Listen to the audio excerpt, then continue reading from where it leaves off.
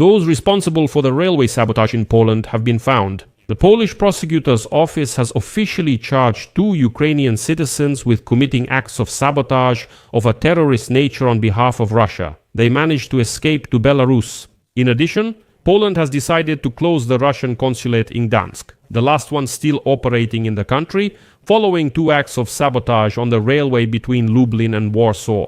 The Polish authorities have now officially asked the United States for assistance in investigating the sabotage. It's telling that the Russians have only increased their provocations, because the airports in Rzeszów and Lublin in eastern Poland suspended operations due to a combined Russian air attack against Ukraine, which was mainly targeting the western regions.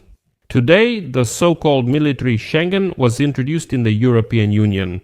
This is a program aimed at developing military logistics throughout Europe, designed to significantly speed up the transfer of troops from all over Europe to the borders of Russia. My name is Alexei Pici. Let's discuss this topic in detail, but before we start, I ask you to subscribe to this channel, give it a like, and write any lengthy comment under this video. In addition, I ask you to subscribe to my Telegram channel, Pici News. The link to it is in the description of this video. There we publish breaking news as it comes in, because on YouTube it comes out a bit later. In addition, if you want to support the work of this YouTube channel, you can do so with any donation or paid sponsorship by using the links and details in the description of this video. It says there, support the Alexei Pici channel. Use any format you prefer. I appreciate any support you provide. So, today in Poland, the prosecutor's office officially charged 2 Ukrainian citizens, Alexander K., with committing acts of sabotage of a terrorist nature ordered by Russia, and Yevgeny Peripos, who is currently in Belarus. Now, I'll quote the prosecutor. On Monday, we started the investigation and obtained evidence indicating that the perpetrators are 2 Ukrainian citizens, Alexander K. and Yevgeny Dabekpro, who are currently on the territory of Belarus. The prosecutor's office decided to charge them with committing acts of sabotage of a terrorist nature on the orders of the Russian Federation. The Ukrainian suspects were not detained, so there was no opportunity to carry out procedural actions. And now both men face life imprisonment. In Poland, they say they will request extradition from Belarus. And the prosecutor emphasized that other individuals have also been detained in connection with the case, but they have not been charged. Karolina Galecka, spokesperson for the Polish Ministry of Internal Affairs, said this relates to the railway sabotage. Quote, intensive operational intelligence and investigative actions are ongoing, including arrests and security measures as well as evidence analysis. Meanwhile, Jacek Dobzinski, representing Poland's Minister Coordinator of Special Services, said several people have been detained in this matter. And, as he says, the role of certain individuals in this terrorist act is being established. So, we can expect more details soon, but some things are already known.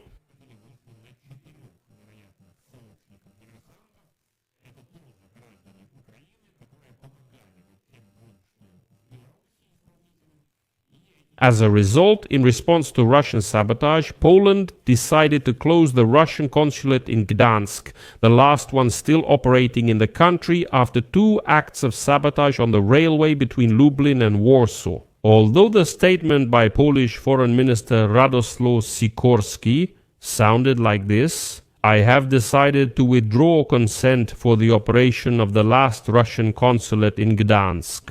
An official note will inform the Russian side in the coming hours. But we do not plan to break off diplomatic relations with Russia as other countries do after acts of terrorism or sabotage.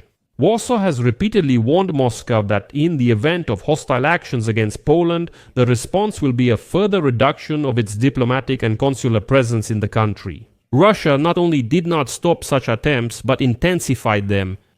The enemies of our country are not European Union officials, not Ukrainians, and not the Polish government, but those who send saboteurs to Poland.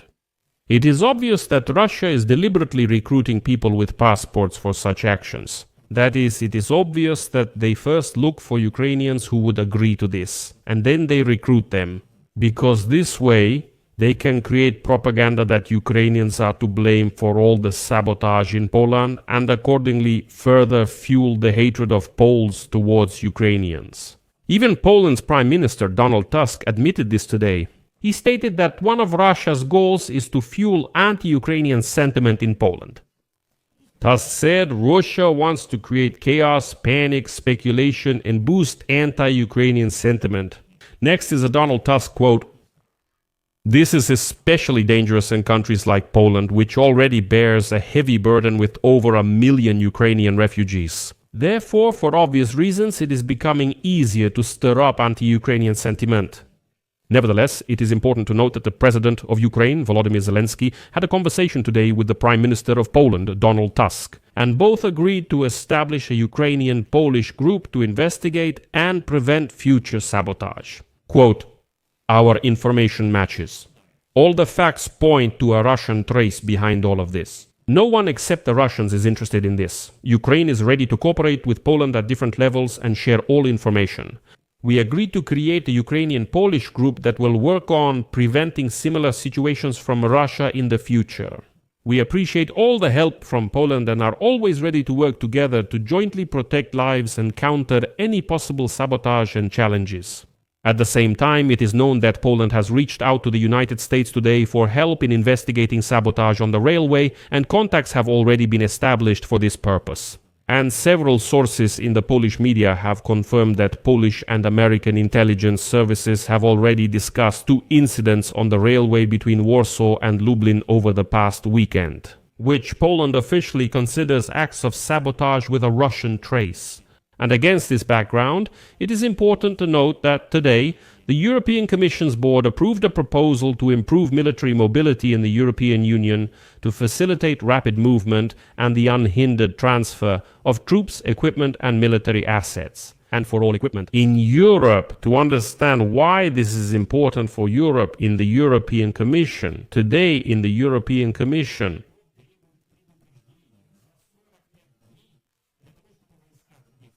to cross their territory in 45 days, and here I will quote Kaja Kallas. 11 years after the annexation of Crimea by Russia, this is simply not enough. The European Defense Agency has found a way to harmonize border crossing procedures, including customs and hazardous goods transport regulations. We are proposing a new pan-European emergency mechanism that allows member states to relax the rules when armed forces need to be moved quickly across borders. We are also proposing to appoint national military transport coordinators in every city. Europe has finally started to address military mobility as well.